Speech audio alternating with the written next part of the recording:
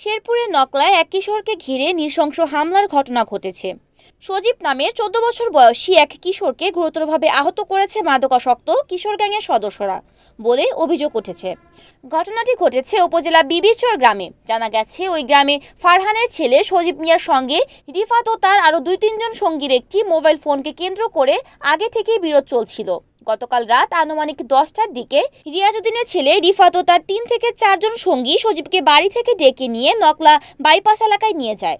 সেখানে তাদের মধ্যে কথা কাটাকাটির এক পর্যায়ে সজীবের ওপর ধারালো অস্ত্র দিয়ে হামলা করা হয়। এতে সে গুরুতরভাবে আহত হয়। খবর পেয়ে নকলা থানা পুলিশ ঘটনাস্থল পরিদর্শন করে।